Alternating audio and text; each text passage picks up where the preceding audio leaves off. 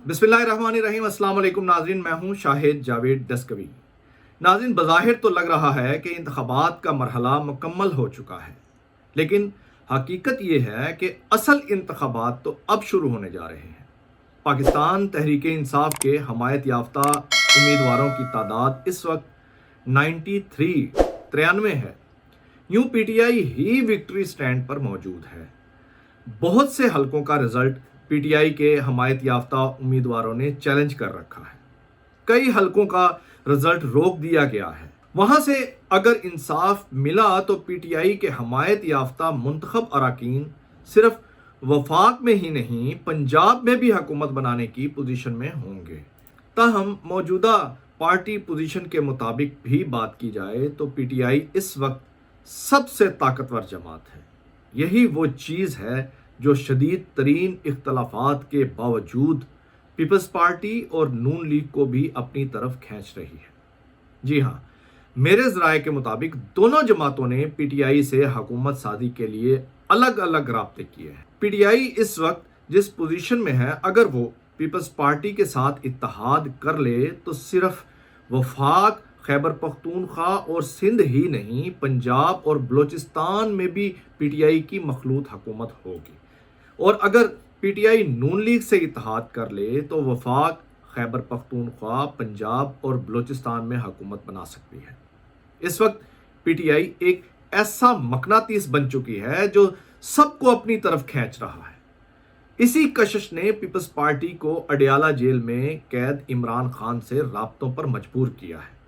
मेरे ज़राए कहते हैं कि पीपल्स पार्टी की पहली तरजीह ये है कि किसी तरह पीटीआई को मुत्तहिदा हुकूमत बनाने के लिए कायल किया जाए।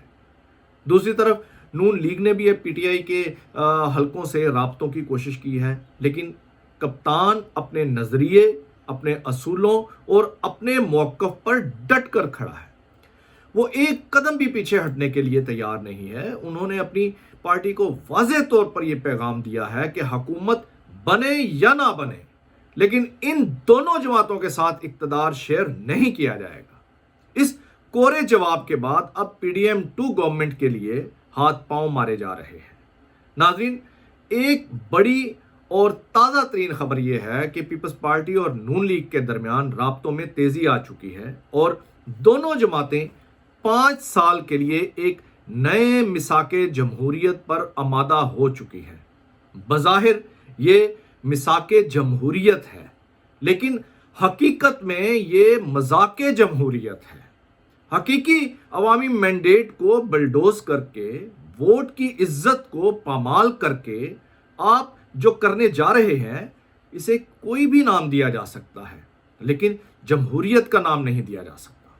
नाज़रीन, पीपल्स पार्टी और मुस्लिम लीग नून की क़यादत के दरमियान मुलाकात की अंदरूनी कहानी ये है जो हमारे ज़राए ने हमें बताई है कि दोनों जमातों के कायदीन के दरमियान होने वाली मुलाकात में मुस्लिम लीग नून ने पीपल्स पार्टी को हुकूमत में शामिल करने की पेशकश की है, जबकि लीगी क़यादत ने एमक्यूएम और आज़ाद अरकान से राब्तों के मुतल्लक पीपल्स पार्टी को आगाह किया है, यानी अपनी पोजीशन बताई है, अपना भार उनके सामने शो किया है। मुलाकात में लीगी वफद ने मौक़िफ़ अपनाते हुए कहा है कि वज़ीर आज़म मुस्लिम लीग नून का होगा, जिस पर आसिफ ज़रदारी ने कहा कि बिलावल को पीपल्स पार्टी की सीईसी वज़ीर आज़म का उम्मीदवार नामजद कर चुकी है।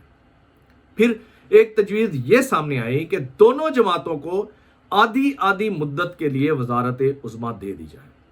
आधी मुद्दत के लिए वज़ीर आज़म नून लीग का होगा और आधी मुद्दत के लिए वज़ीर आज़म पीपल्स पार्टी का होगा। दोनों जमातों के दरमियान वफाक, पंजाब और बलोचिस्तान में इत्तेहादी हुकूमतें बनाने पर भी इत्तफाक हुआ है। दोनों जमातों के दरमियान मिसाके जमहूरियत की रोशनी में 5 साल का रोड मैप तय करने की तजवीज़ दी गई है। पीपल्स पार्टी सीईसी इजलास में आज नून लीग की तरफ से शराकत इक़्तिदार की तजावीज़ पेश करेगी। मुस्लिम लीग नून पहले ही एमक्यूएम को हुकूमत में शमूलियत पर आमादा कर चुकी है। मुस्लिम लीग नून की तरफ से जेयूआई के सरबराह मौलाना फजलुर रहमान से भी राब्ते किए गए हैं। वो उनके पुराने इत्तेहादी हैं। ज़राए बताते हैं कि मौलाना फजलुर रहमान इस वक्त मुबैना धांधली पर शदीद नाला हैं। ان کی جماعت کے رہنما مولانا راشد سومرو تو اندرون سندھ میں دھاندلی کے خلاف دھرنا دیے بیٹھے ہیں، اور پتہ چلا ہے کہ جے یو آئی دھاندلی کے خلاف اس احتجاج کا دائرہ وسیع کرنے پر بھی سوچ بچار کر رہی ہے۔ ممکن ہے وہ کراچی سے خیبر تک اس احتجاج کا دائرہ وسیع کرے اور شاید کوئی لانگ مارچ بھی کرنے کا ارادہ رکھتی ہے۔ صوبائی تنظیموں نے تو پارلیمنٹ کے بائیکاٹ تک کی تجاویز دی ہیں۔